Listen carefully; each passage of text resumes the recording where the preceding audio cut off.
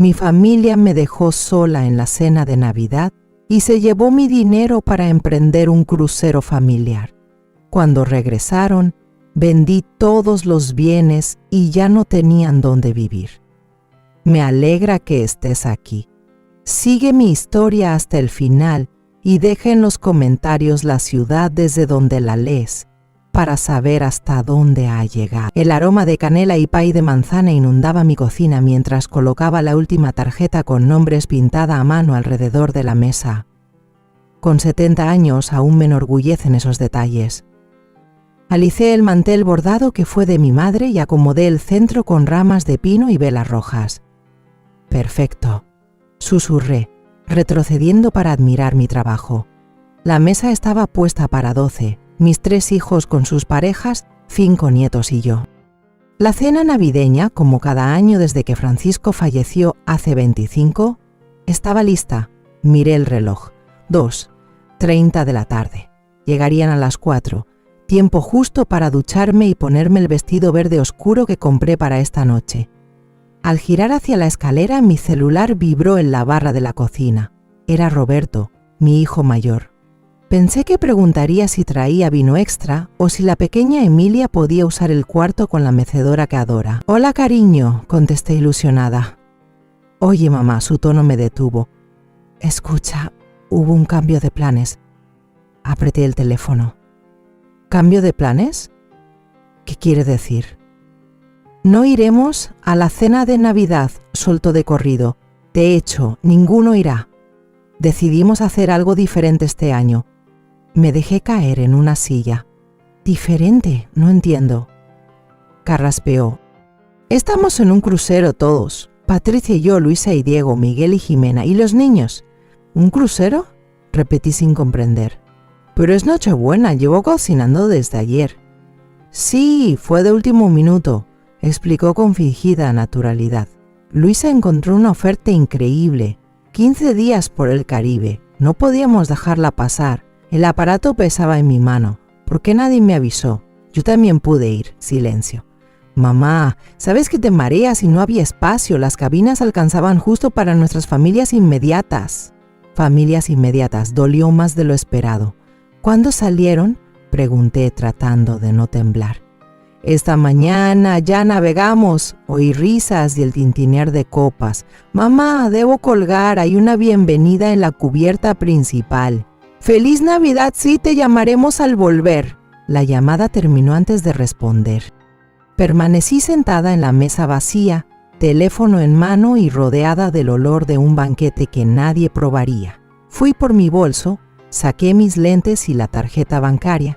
Con dedos temblorosos abrí la app y allí estaba. Un retiro de $1,280 de mi cuenta hace 3 días, descrito como Cruceros Pullman Tour. Las piernas flaquearon y me dejé caer otra vez. Usaron mi dinero, mis ahorros, sin pedirlo, para irse de vacaciones sin mí. Afuera empezaba a caer nieve, copos delicados en el alféizar. Los observé, sin sentir nada. El pavo en el horno estaría listo en 1 hora. Las batatas ya estaban listas para recalentar. Las tartas de manzana y calabaza se enfriaban sobre la encimera.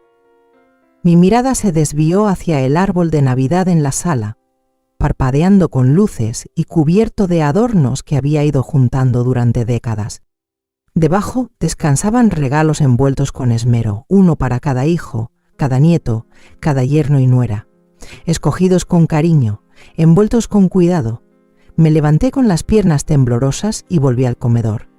12 platos puestos, 12 sillas, 12 tarjetas con nombres. Tomé la de Roberto, luego la de Elisa, luego la de Miguel, y una por una recogí las de sus parejas e hijos. Fui apilándolas con orden. Luego guardé los platos extra, los cubiertos sin usar, los vasos intactos. Reduje la mesa a un solo lugar, el mío. Mientras caía la noche afuera, me senté en la cabecera de la mesa, con las luces navideñas reflejándose en la ventana detrás de mí. Pude ver mi reflejo, una anciana, sola en Nochebuena, con un banquete preparado para seres queridos que eligieron no venir. Pensé en llamar a alguien, tal vez una vecina, o a mi hermana en Galicia, pero el orgullo me dejó las manos quietas. No podía soportar tener que dar explicaciones. En vez de eso, me serví un plato de comida para la que ya no tenía hambre y llené una copa del vino caro que había comprado para la ocasión. Brindé frente a las sillas vacías. «Feliz Navidad para mí», susurré, mi voz rebotando en el silencio de la casa. Al probar el pavo, que me supo cartón, me hice una promesa. Esta sería la última Navidad en la que me dejaría tratar como si no importara. La última vez que mis hijos verían mi amor como algo que se usa y se tira cuando conviene. No tenían ni idea de lo que les esperaba al regresar de sus vacaciones. Ni la menor idea. Esa noche, después de guardar la mayoría de la comida intacta y envolver las sobras que me alimentarían durante semanas, me descubrí incapaz de dormir. Mi recámara se sentía inmensa, llena de ecos de una familia que había decidido dejarme sola en Navidad. Me levanté y subí al ático, bajando el viejo baúl de cedro que guardaba los restos de mi vida. Dentro había álbumes de fotos, cartas y recuerdos, pruebas físicas de una vida entera de sacrificios hechos por hijos que no pudieron regalarme ni una sola festividad. El primer álbum que abrí mostraba a Francisco y a mí, jóvenes y radiantes en el día de nuestra boda. Él se veía tan guapo con su uniforme de la Marina, su sonrisa amplia y sincera. Estuvimos casados apenas 6 años cuando un infarto se lo llevó a los 34, dejándome viuda con 3 niños pequeños, Robertú de 5, Elisa de 3 y Miguel de apenas 18 meses. Toqué el rostro de Francisco con la punta de los dedos, recordando el miedo que sentí. Era 1979 y de pronto estaba sola con 3 hijos y una hipoteca. El seguro de vida de Francisco cubrió casi toda la casa, gracias a Dios. Pero no era suficiente para mantenernos por mucho tiempo. El siguiente álbum mostraba a los niños creciendo, el primer día de clases de Robertú, el recital de ballet de Elisa, los partidos de béisbol de Miguel. Lo que las fotos sonrientes no contaban era que trabajé en los empleos durante 15 años para mantener ese techo sobre sus cabezas. Secretaria durante el día, mesera 4 noches por semana.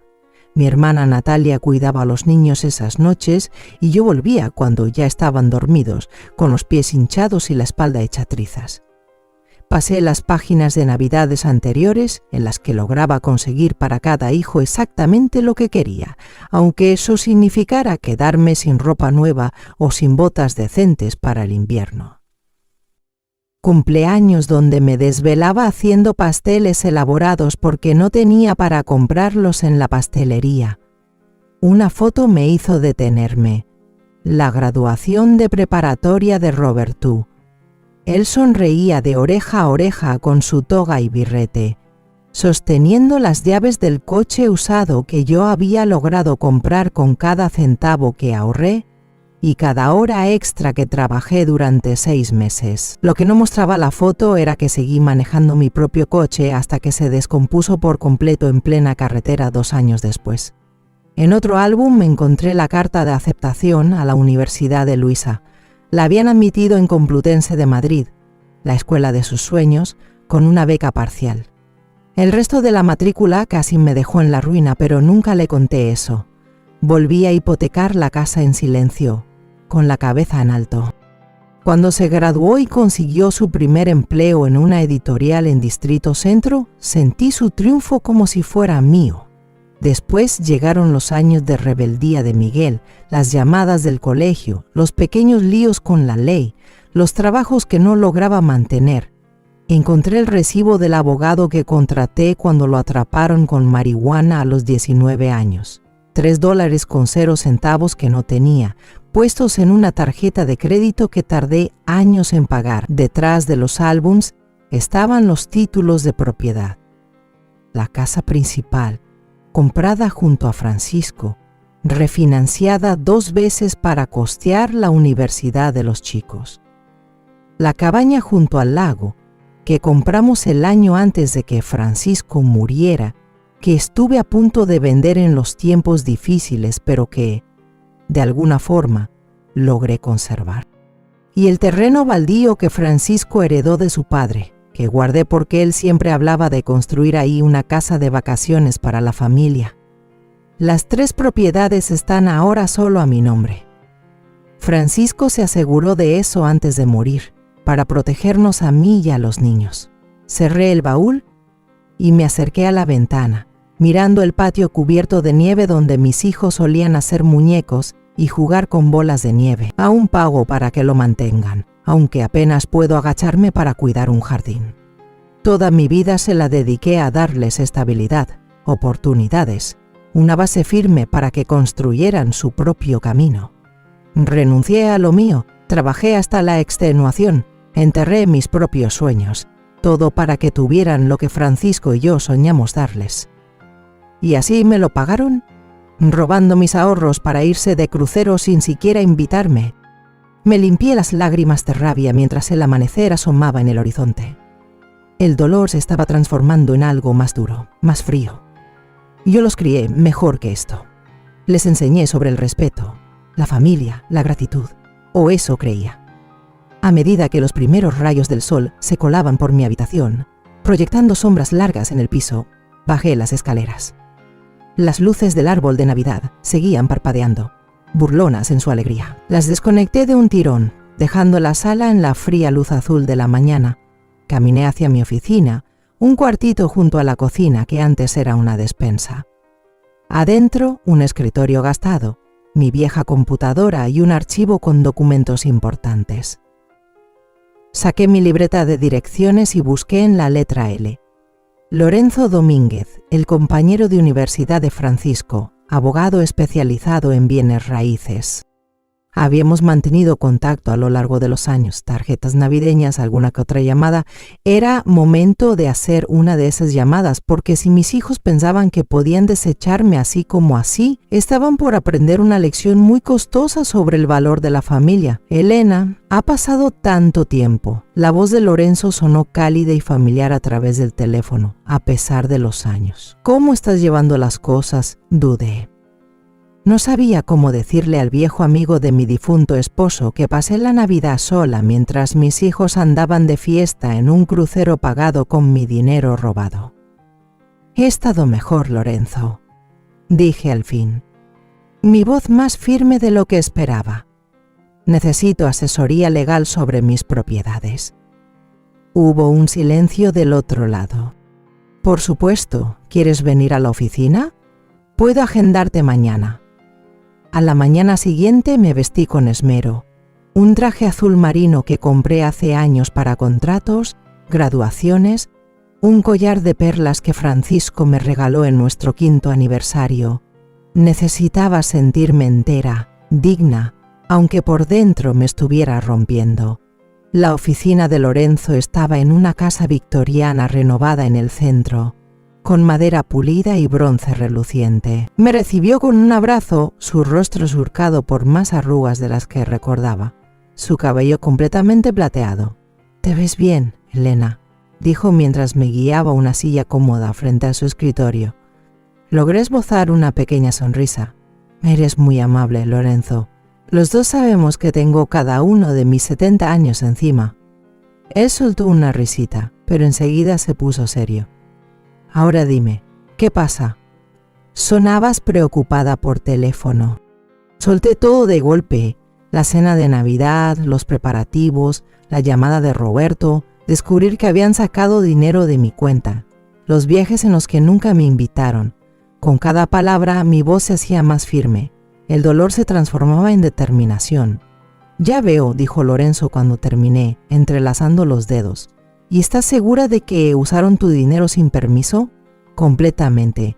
Nunca le di acceso a Roberto para retirar nada. Debió obtener la información de mi cuenta de alguna manera. Lorenzo asintió despacio. Eso es abuso financiero a personas mayores, Elena. Podemos tomar acciones legales. Negué con la cabeza. No quiero ir por ese camino. Al menos no todavía. Respiré hondo. Lo que quiero saber es esto. La casa, la cabaña junto al lago. El terreno vacío. ¿Todo sigue a mi nombre, cierto? Sí, confirmó sacando un expediente. Después de que Francisco falleció, todo se transfirió a ti. Nunca añadiste a ninguno de los hijos a las escrituras, a pesar de que te lo sugerí para fines de planificación hereditaria. Bendita sea mi terquedad, murmuré. Dime, Lorenzo, legalmente, ¿qué puedo hacer con esas propiedades? Son tuyas, Elena. Puedes hacer lo que quieras con ellas, venderlas, rentarlas, regalarlas. Me miró por encima de sus lentes.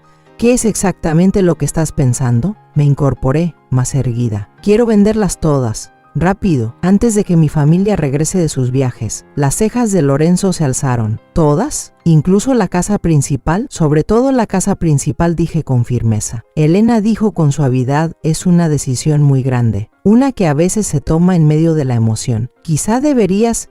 Lo interrumpí. Lorenzo, pasé 45 años en esa casa, crié a mis hijos ahí, cada rincón guarda un recuerdo. ¿Pero sabes qué ven mis hijos cuando la miran? No esperé su respuesta. Signos de pesos. Ven su herencia. Propiedad. Lo que pueden sacar de mí cuando ya no esté. Me incliné hacia él. Encontré algo cuando buscaba las escrituras. Un folleto de Jardines del Alba, un hogar de retiro, con notas en la letra de Roberto sobre cómo convencer a mamá de que ya es hora. Planeaban meterme en un asilo, Lorenzo. Después de las fiestas, cuando regresaran de sus viajes. El rostro de Lorenzo se ensombreció.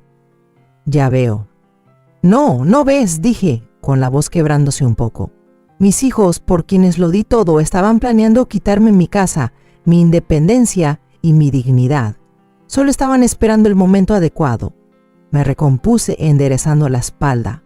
Me niego a ser una carga con la que tengan que lidiar. Me niego a ser un estorbo en sus planes. Y, sobre todo, me niego a dejarles una fortuna que claramente no se merecen. Lorenzo me miró un largo momento y luego asintió. Está bien, Elena. Si estás segura de que esto es lo que quieres, te voy a ayudar. El mercado está fuerte ahora mismo. Probablemente podamos vender las 3 propiedades rápido, sobre todo si ponemos precios competitivos. Bien, dije. Una extraña calma me envolvía. Quiero estar en un lugar mío, algo pequeño, manejable, que yo elija antes de que regresen. Es poco tiempo, pero es posible. Sacó una libreta legal. ¿Y qué hacemos con las cosas que tienen en la casa? No lo había pensado. Los hijos todavía tenían cuartos llenos de sus cosas, cajas de recuerdos que yo había guardado para ellos, muebles que habían reclamado pero que seguían conmigo porque no cabían en sus casas. Que todo se vaya a una bodega, decidí. ¿A dónde irás, Elena? ¿Lo has pensado? Por primera vez desde que tomé esta decisión sentí un cosquilleo de emoción. Hay un conjunto de departamentos pequeños cerca del parque. Siempre me ha encantado pasar por ahí cuando salgo a caminar. Tienen balcones con vista al estanque de los patos. ¿Los condominios del Mirador? Son preciosos, coincidió Lorenzo, y definitivamente están dentro de tu presupuesto, especialmente después de estas ventas. A medida que íbamos resolviendo los detalles, sentía cómo se me quitaba un peso de encima. Durante décadas cargué con esa responsabilidad. La casa, el mantenimiento, los impuestos, los recuerdos dulces y dolorosos. Me quedé porque creí que mi familia lo necesitaba. Un punto de reunión, un legado. Pero ellos mismos me demostraron cuánto valoraban ese legado cuando me dejaron sola en Navidad y me robaron el dinero. Cuando salí de la oficina de Lorenzo, ya teníamos un plan armado. Él se encargaría de contactar a los agentes inmobiliarios esa misma tarde. Las propiedades estarían publicadas antes de que terminara la semana. Con un poco de suerte, ya estaría instalada en mi nuevo hogar antes de que el barco de mis hijos llegara. Mientras manejaba de regreso a casa, por esas calles conocidas donde crié a mi familia, sentí algo que no me esperaba. Libertad. Por primera vez en décadas, estaba tomando una decisión solamente para mí, sin pensar en cómo afectaría a mis hijos, sin dejar de lado mis necesidades por las suyas. Me daba miedo. Me emocionaba y, sobre todo, se sentía correcto. Las siguientes 2 semanas fueron un torbellino de actividades que apenas me dejaron tiempo para pensar en la traición de mis hijos. Lorenzo cumplió su palabra y me conectó con Mary Ellison, una agente especializada en ventas rápidas. Estas propiedades son joyitas, señora Vargas, dijo Mary en nuestra primera reunión. Sus ojos brillaban mientras recorría mi casa. El mercado está ardiendo y hay poca oferta. Si las ponemos a buen precio, se van volando. Y así fue. La cabaña junto al lago se vendió primero, apenas 3 días después de ponerla a la venta, a una pareja joven buscando un lugar para escaparse los fines de semana. Pagaron en efectivo, lo que permitió cerrar rápidamente. El terreno baldío fue el siguiente, adquirido por un desarrollador que ya conocía el área. Solo con esas 2 ventas ya tenía lo suficiente para mi nuevo depa y una buena reserva económica. La casa principal, mi hogar por 45 años, tardó un poco más. Pero al final de la segunda semana, ya teníamos varias ofertas. Acepté la de una familia con 3 niños pequeños. La madre tenía lágrimas en los ojos mientras caminaba por el jardín. Puedo imaginar a los niños jugando aquí, dijo, sonriéndome. Esta es una casa donde se crean recuerdos. Asentí, recordando cómo empujaba a mis propios hijos en el columpio que alguna vez estuvo bajo el roble. Sí, lo es. Mientras avanzaban las ventas, encontré el lugar perfecto para mi nueva vida. Un departamento de 2 recámaras en el segundo piso de El Mirador, con un balcón que daba justo al estanque de los patos, tal como lo había imaginado. El edificio tenía elevador, un pequeño gimnasio y un espacio comunitario donde los vecinos se reunían a tomar café por las mañanas. A mi edad la idea de tener vecinos cerca era reconfortante en vez de molesta. El depa necesitaba una manita de gato. La cocina era de los 90 y la alfombra ya estaba muy gastada. Pero era mío, no una cápsula de historia familiar, ni una vitrina de expectativas. Un nuevo comienzo. Cada día que pasaba mi determinación se hacía más fuerte. Hubo momentos de duda, por supuesto. Veces en que me encontraba parada en el cuarto viejo de Roberto, pasando los dedos por las marcas de altura en el marco de la puerta, o sentada en la repisa de la ventana en el cuarto de Luisa donde solíamos leer cuentos juntas, y me dolía el corazón de tantos recuerdos. Pero entonces me venía a la mente esa Nochebuena, la casa en silencio, la comida intacta, la llamada que lo cambió todo, y la duda desaparecía, reemplazada por una firme decisión. Contraté una mudanza para empacar solo lo que quería llevarme. Mi cama, mi sillón favorito, unas cuantas fotos familiares elegidas con cuidado, el escritorio de Francisco, lo básico de mi cocina y objetos personales que no podía dejar atrás. Todo lo demás iría al guardamuebles de los niños o sería donado. ¿Estás segura de que quiere dejar el comedor?, preguntó el jefe de mudanza, mirando la mesa de cerezo macizo que había sido testigo de tantas comidas familiares. Es una pieza valiosa. Miré la mesa recordando la Nochebuena pasada, 12 lugares reducidos a uno solo. Estoy segura, dije con firmeza. No lo voy a necesitar allá donde voy. A medida que se acercaba el día de la mudanza, fui revisando la casa con paciencia, habitación por habitación, decidiendo qué conservar, qué guardar para mis hijos y qué donar. Era como excavar las capas de mi propia vida, cada objeto cargado con su propio peso de recuerdos. En el escritorio viejo de Roberto encontré una caja de zapatos llena de tarjetas de cumpleaños que le había dado a lo largo de los años, cada una con una nota escrita a mano. En el closet de Luisa estaba el vestido de graduación que cosí a mano cuando no podíamos pagar el que ella quería de la tienda departamental. En el cuarto de Miguel encontré la guitarra que le compré para su cumpleaños número 16, la que tocó durante 3 meses antes de dejarla por un nuevo pasatiempo. Coloqué estos objetos en cajas cuidadosamente etiquetadas, junto con otros recuerdos que pensé que algún día querrían. El resto, muebles que habían dejado, trofeos de la infancia, proyectos escolares viejos, lo guardé en la unidad de almacenamiento que renté para ellos. 2 días antes de que mis hijos regresaran de sus cruceros, me paré por última vez en mi casa vacía. Las paredes estaban desnudas, los cuartos resonaban con la ausencia.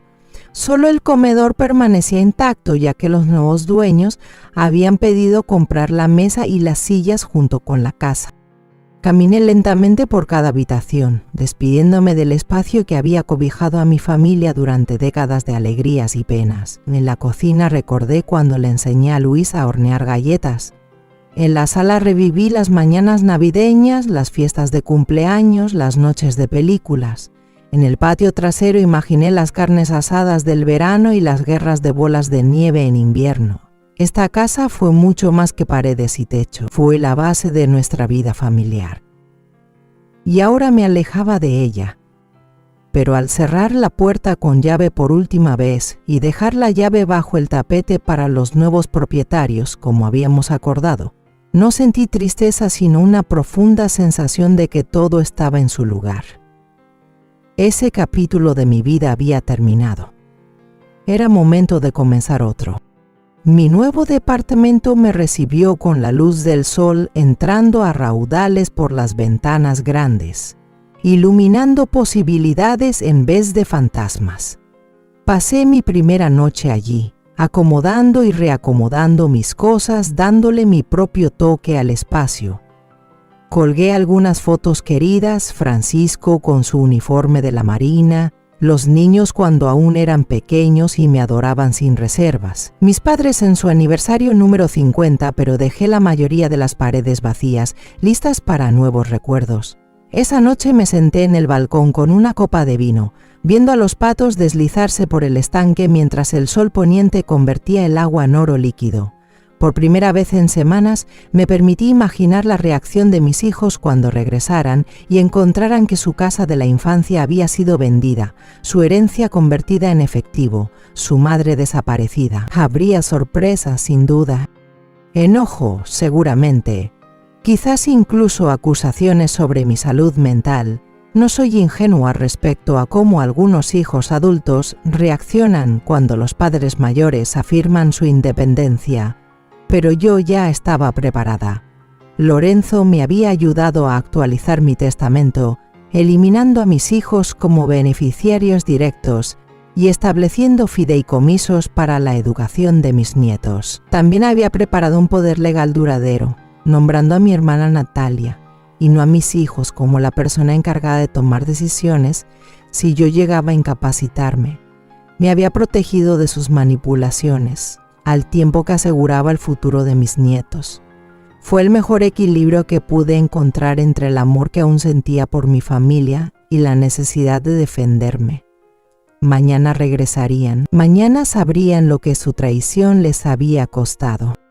Pero esta noche dormiría en paz, en mi nuevo hogar, libre de una casa demasiado grande, de recuerdos demasiado pesados y de hijos que me habían dado por sentada una vez más de la cuenta. La llamada llegó a las 9:17 a.m. Estaba tomando café en mi balcón, viendo a un anciano alimentar a los patos, cuando el nombre de Roberto apareció en la pantalla de mi celular. Dejé que sonara 3 veces antes de contestar. «Hola», mantuve la voz neutra como si fuera un día cualquiera. «Mamá». Roberto sonaba desesperado. «¿Dónde estás? ¿Qué está pasando?» Tomé un sorbo de café con calma. «Estoy en casa». «No, no estás. Acabamos de llegar a la casa y hay otra familia mudándose. Dijeron que te la compraron a ti. Así que fueron directamente desde el crucero a la casa». Por supuesto que lo hicieron. Necesitaban dejar el equipaje, ducharse en sus propios baños, dormir en sus propias camas. Durante sus 15 días de vacaciones, ni una sola llamada para saber cómo estaba. Ni un solo mensaje preguntando si todo iba bien. Sí, vendí. La casa, respondí tranquila, y la cabaña del lago, y el terreno de tu papá. El silencio invadió la línea. Luego, como si Roberto tapara el teléfono para hablar con alguien más, escuché voces alzadas al fondo, el tono chillón de Luisa, la voz grave de Miguel. «Mamá». Roberto volvió a hablar, forzando la paciencia. «¿Cómo que vendiste la casa? ¿Dónde vas a vivir? ¿Dónde nos vamos a quedar cuando vayamos a verte? ¿Dónde están nuestras cosas?» Me mudé a los condominios El Mirador. En cuanto a sus pertenencias, las puse en una bodega. Ya pagué 3 meses. Después es su responsabilidad. Le di la dirección y el código de acceso. Las llaves las tiene el encargado. Esto es una locura, Roberto balbuceó. No puedes simplemente... Ni siquiera hablaste con nosotros. Así como ustedes discutieron sacar $12.08 de mi cuenta de ahorros para su crucero familiar, respondí con la misma calma. O como hablaron de internarme en Jardines del Alba después de las fiestas. Otro silencio, esta vez más pesado. ¿Cómo supiste? Empezó a decir, pero se detuvo. Mamá, eso solo era una investigación. Estábamos viendo opciones para el futuro, nada más. Mi futuro, lo corregí, que ahora está asegurado, en un hogar que yo elegí, pagado con el dinero de propiedades que eran mías. Pero esas propiedades eran nuestra herencia. Se oyó de repente la voz de Luisa. Roberto debió ponerme en altavoz. No tenías derecho a venderlas sin consultarnos primero. Apreté con fuerza mi taza de café. Tenía todo el derecho, Luisa. Las escrituras estaban solo a mi nombre. Una herencia se recibe cuando estoy muerta. Y, a pesar de lo que parece que desean, todavía estoy muy viva. No es justo, mamá, intervino Miguel. Nunca dijimos que queríamos que murieras. No, solo querían quitarme de en medio en un asilo mientras repartían mis cosas. Mucho más delicado, respondí. Estás exagerando todo esto, dijo Roberto, con un tono condescendiente. Solo estábamos empezando a pensar en el futuro, en tu futuro. Y no eres una jovencita, mamá. No, ya no lo soy, estuve de acuerdo. Por eso decidí tomar las riendas de los años que me quedan, en lugar de dejar mi destino en manos de unos hijos que me abandonaron en Navidad y me robaron el dinero. No robamos nada, empezó Luisa. Roberto sacó $12.08 de mi cuenta, sin mi conocimiento ni permiso, para pagar un crucero familiar al que ni siquiera fui invitada. Interrumpí. ¿Cómo le llamarías tú? Nadie respondió. Mamá, dijo por fin Roberto, ahora con un tono más suave, casi suplicante. Estás molesta y lo entiendo. Pero vender todo es una reacción muy drástica. Hablemos. ¿Dónde estás? Vamos para allá y lo solucionamos. Pude casi verlo. Esa cara de adolescente atrapado llegando tarde, contando con el amor de su madre para que no le cayera el castigo. No, Roberto, no hay nada que solucionar. Las ventas ya son definitivas.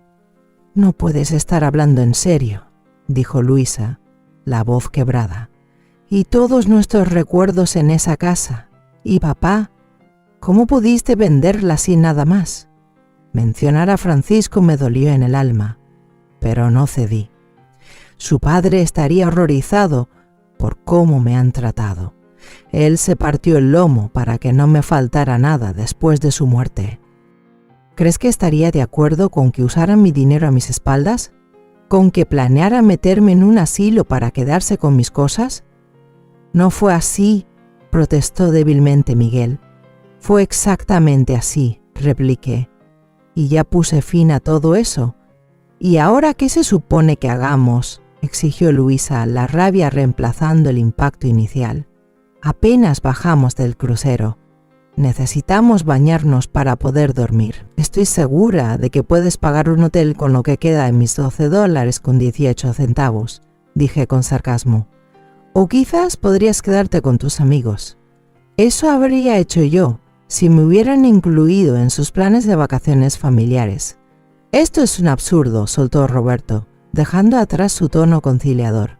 Estás actuando como una niña caprichosa, no como una mujer de 70 años. ¿Perdiste la cabeza? En realidad, la encontré, respondí. Durante años, puse sus necesidades antes que las mías. Mantuve una casa demasiado grande para mí. Conservé propiedades que no usaba porque algún día serían suyas. Cocinaba sus platillos favoritos. Cuando venían de visita, sus cuartos siempre estaban listos, como si todavía fueran niños que podrían regresar en cualquier momento. Moldeé mi vida alrededor de la suya. ¿Y cómo me lo pagaron? Excluyéndome de sus planes navideños y vaciando mis ahorros. Respiré profundo. Se acabó. Ahora mi vida me pertenece. Mi dinero es mío, mi casa es mía. Te vas a arrepentir, dijo Luisa, su voz helada, Cuando estés vieja, sola y necesites ayuda, vas a lamentar habernos alejado. Sus palabras dolieron, pero me negué a mostrarlo. Ya estuve vieja y sola esta Navidad, Luisa. La diferencia es que ahora lo elijo en mis propios términos, no porque mis hijos me hayan dejado de lado. Bien, respondió Roberto con un tono duro cargado de enojo. Si así lo quieres, perfecto, pero no vengas llorando cuando te des cuenta del error que cometiste. No lo haré, prometí, y colgué la llamada.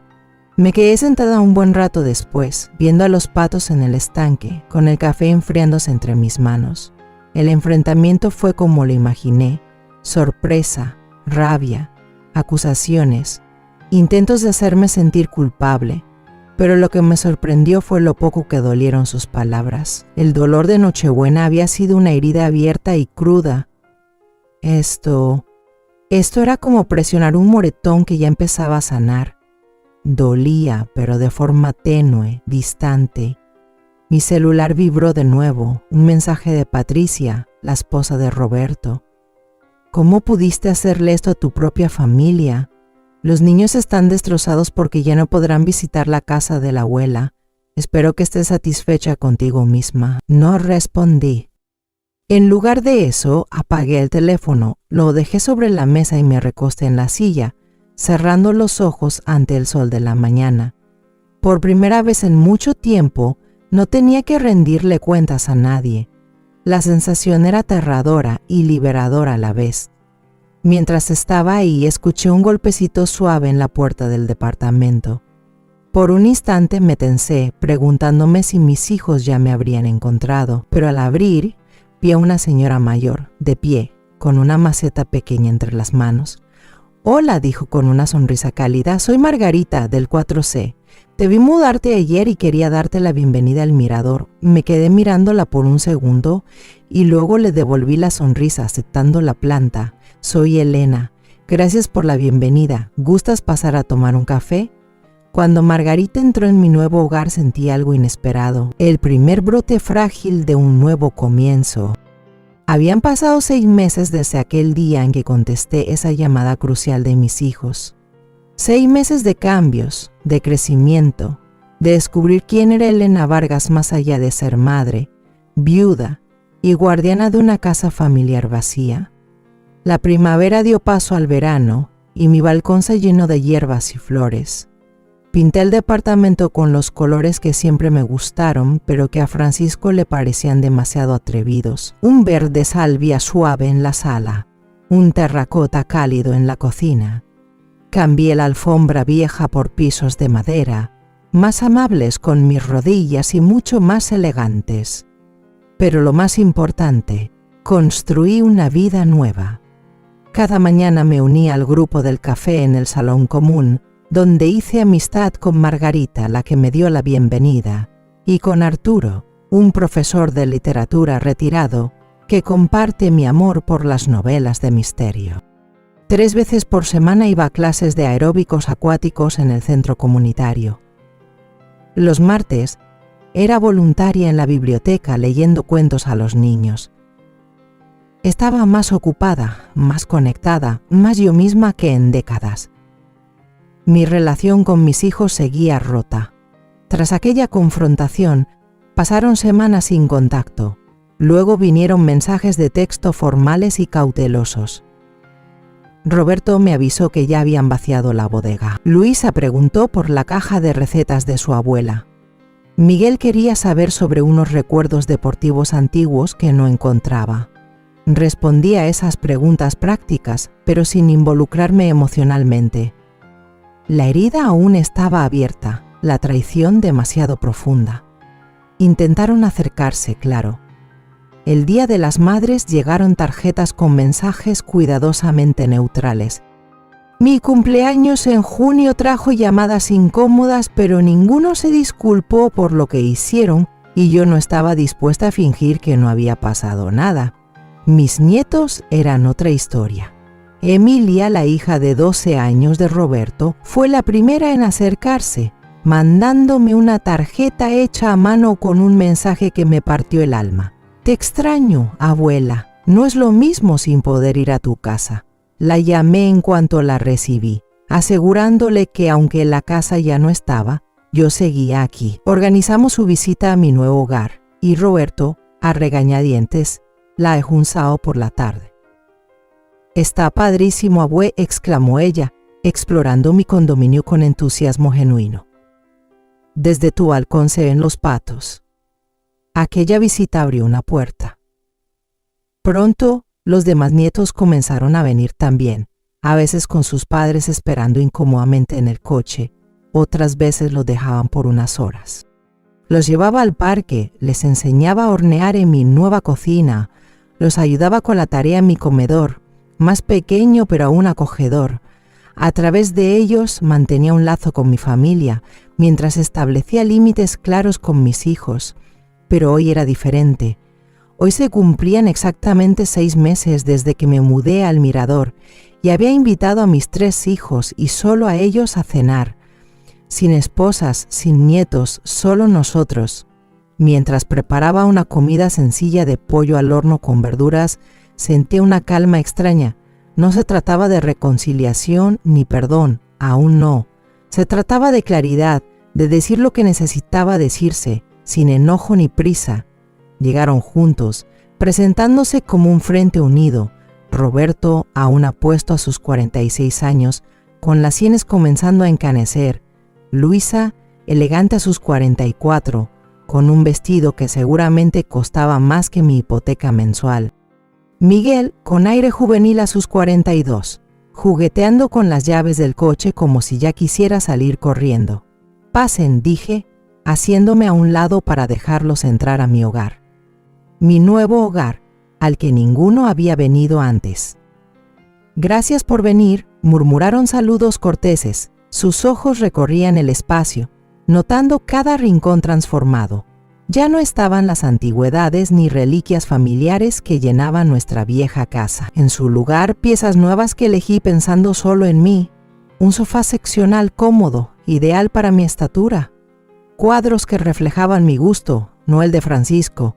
Una televisión moderna colgada en la pared donde veía mis programas favoritos sin pedir disculpas. «Está lindo», comentó Luisa, sorprendida. «Muy moderno». «Gracias», respondí señalando hacia el comedor. «Tomen asiento, la cena está lista». Nos acomodamos en mi mesa, lo bastante pequeña para obligarnos a vernos a los ojos, pero sin sentirnos apretados. La había puesto con mi nueva vajilla, no la de porcelana que usamos durante décadas.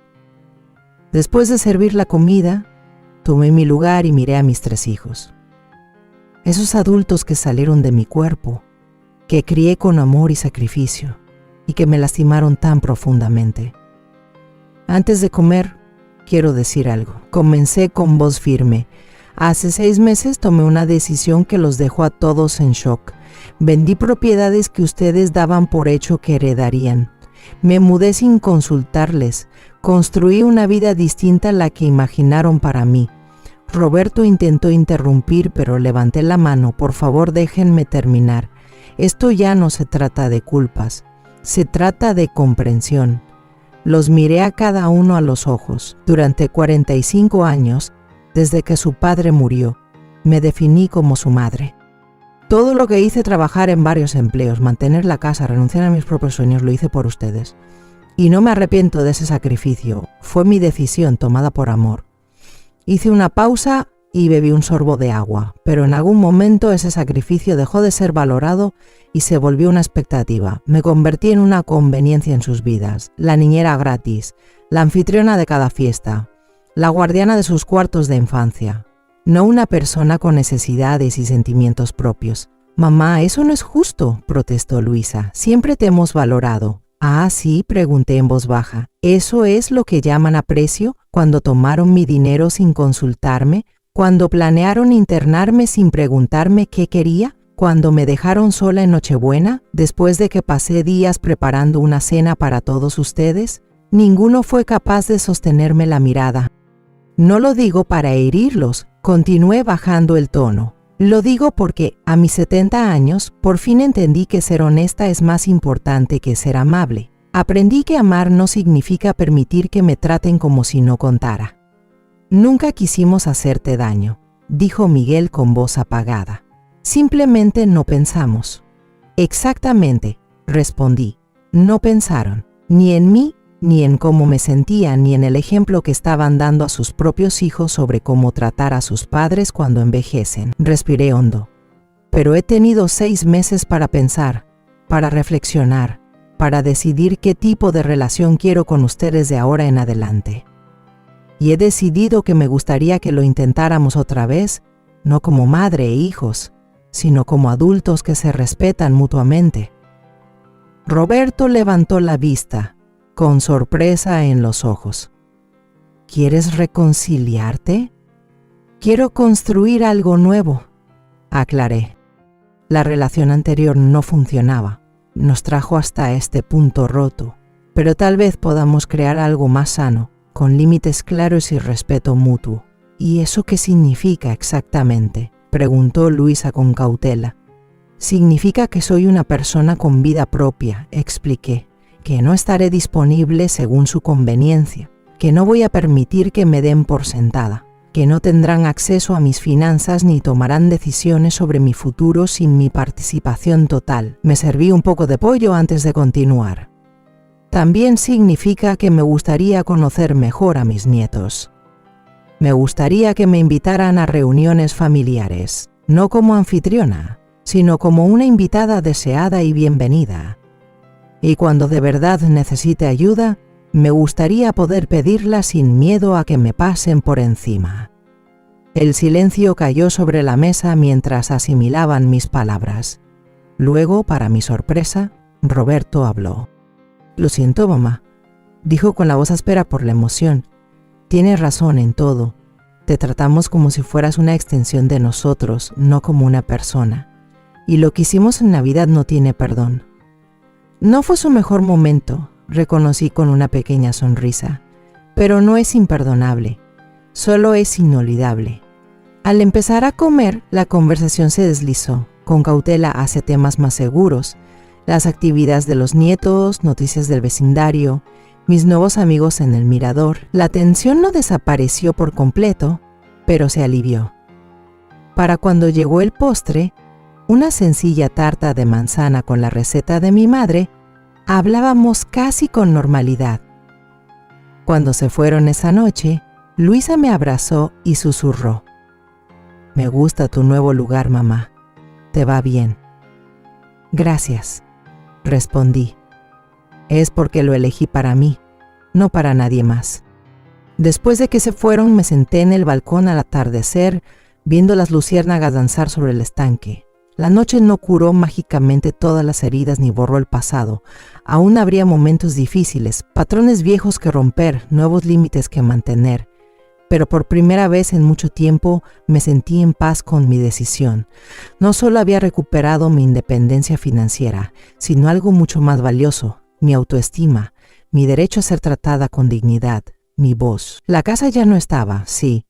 Pero yo, Elena Vargas, con 70 años y finalmente siendo quien soy de verdad, seguía aquí, más fuerte, más sabia y libre. Esa noche, después de la cena con mis hijos, me quedé sentada un largo rato en el balcón, dejando que el murmullo del agua en el estanque y el vaivén de las luciérnagas me arrullaran. No había perdonado del todo, no aún, pero ya no sentía rencor. La paz no siempre llega con fanfarrias. A veces se posa sobre ti en silencio, como una manta ligera, sin que te des cuenta. A la mañana siguiente me desperté con una energía distinta.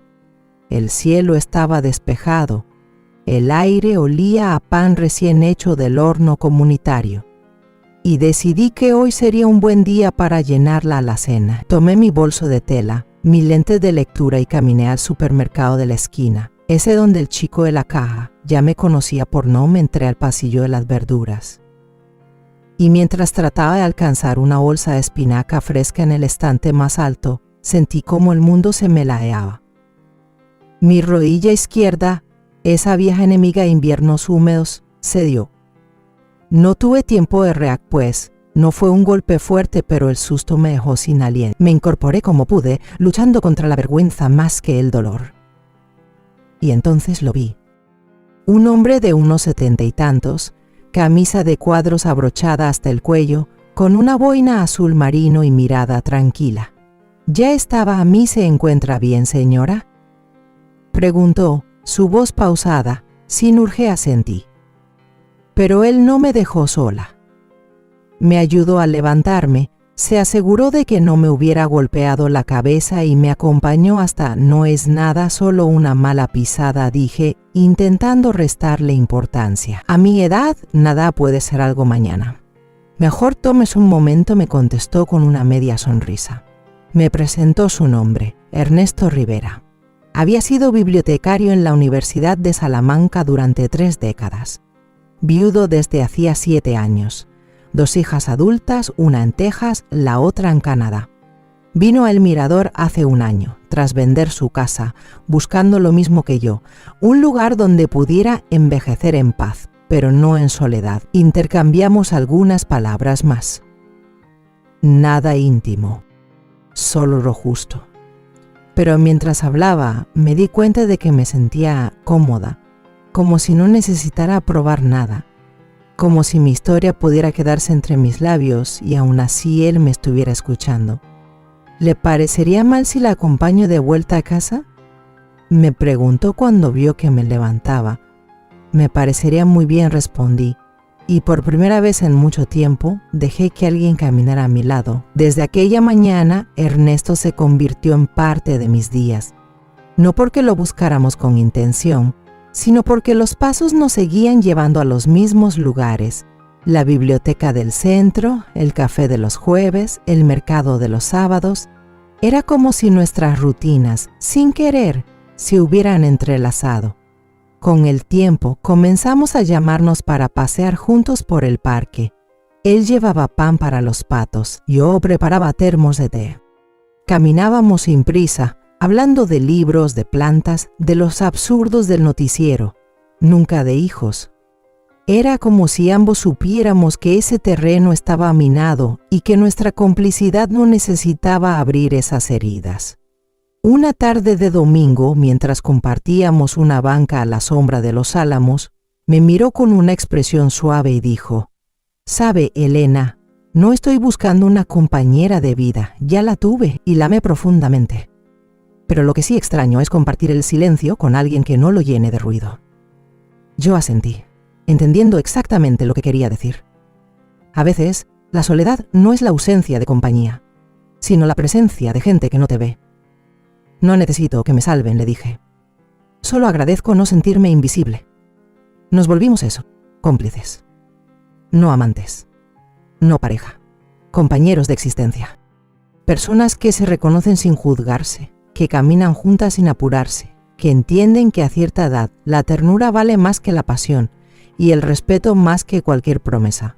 Ernesto comenzó a venir conmigo a los talleres de lectura en la biblioteca. Se hizo querido entre los niños por su voz pausada y sus cuentos de selvas y trenes.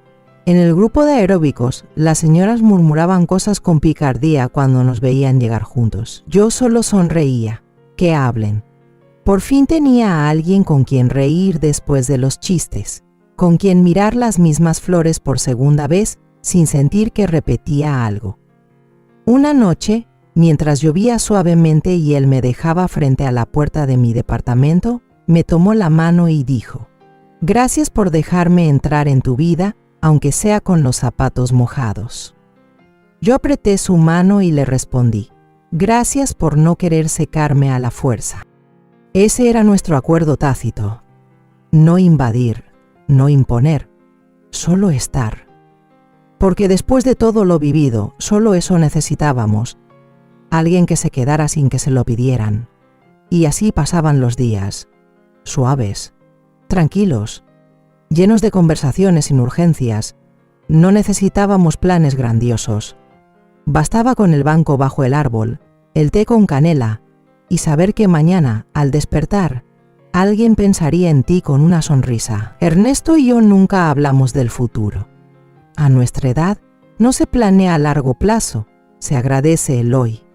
Pero con el paso de los meses, Nuestra compañía dejó de ser casual para volverse esencial. No por dependencia, sino porque había algo en su presencia que me recordaba a mí misma. A la Elena de antes, la que reía con facilidad, que encontraba belleza en las pequeñas cosas. Una mañana cualquiera, mientras preparábamos galletas de avena para llevar al centro comunitario, él me miró con una de esas sonrisas que no necesitan sonido. «Tú sabes que lo que tenemos es raro, ¿verdad?», preguntó. Asentí. No por raro, sino por auténtico, en un mundo que nos empuja a emparejarnos, a definir todo con etiquetas. Nosotros habíamos construido algo sin nombre, pero con raíces profundas. Era amistad, sí, pero también era más. Un refugio, un lugar seguro. No necesitábamos dormir bajo el mismo techo para sentirnos acompañados. No necesitábamos jurarse nada. Éramos dos personas que se encontraban cada día con gusto. Y eso, a cierta edad, vale más que el romance de juventud. Pasaron las estaciones. En otoño recogíamos hojas secas y las prensábamos en libros antiguos. En invierno caminábamos por el parque con bufandas iguales que alguien en el mirador nos tejió como broma. En primavera llevábamos limonada a los jardineros del condominio y en verano compartíamos paletas de mango en la sombra, como dos niños grandes con arrugas y recuerdos. Una tarde recibí una carta de Emilia, mi nieta, escrita a mano. Decía: «Querida abuela, te extraño, me gusta verte feliz. Papá aún no entiende lo que pasó, pero yo sí. Gracias por enseñarme lo que es la dignidad. ¿Podemos hacer galletas juntas otra vez pronto?». Lloré.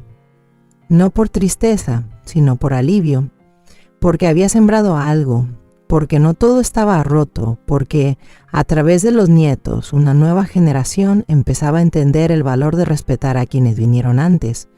Ernesto me acompañó a verla ese sábado. Emilia nos esperaba con un delantal de flores y harina en la nariz.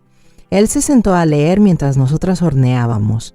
Luego se acercó, probó una galleta y dijo, sin drama. Emilia lo miró y dijo: «Tú eres el amigo nuevo de la abuela, ¿no?». Él se rió. «Sí, aunque ya no soy tan nuevo, solo más arrugado». Emilia lo aceptó como si siempre hubiera estado ahí. Y en ese instante comprendí que no necesitaba recuperar lo que se rompió. Solo tenía que construir algo nuevo, desde el cariño, sin exigencias. Al cumplir 71, organizamos una merienda pequeña en el salón común de El Mirador. Mis vecinos trajeron flores, Margarita hizo su infame mousse de limón, Ernesto tocó su vieja armónica y Arturo, el profesor de literatura retirado, leyó un poema que me hizo reír y llorar a la vez. Mis hijos no vinieron, no me sorprendió, pero a las 7 de la tarde, cuando la mayoría ya se iba, alguien llamó a la puerta. Era Luisa, venía sola. Sostenía una caja en las manos. ¿Molesto?, preguntó, sin maquillaje, con ojos húmedos. Negué. La abracé. No por ella, por mí. Dentro de la caja había una carpeta con recetas de mi madre que creía perdidas, una carta escrita con tinta negra y una foto de Francisco con los niños en el jardín. No dije nada, ella tampoco. Solo nos sentamos en silencio un rato y eso bastó. No era perdón, era un gesto. Y a veces los gestos abren más puertas que las palabras. Cuando se fue, Ernesto me miró. ¿Estás bien?, asentí. Estoy viva, estoy en paz. Estoy mejor de lo que imaginé que estaría estada. Hace unos días, caminando por el parque al atardecer, Ernesto y yo nos detuvimos frente al lago. Los patos se deslizaban como siempre, pero el cielo tenía ese tono melocotón que anuncia cambio.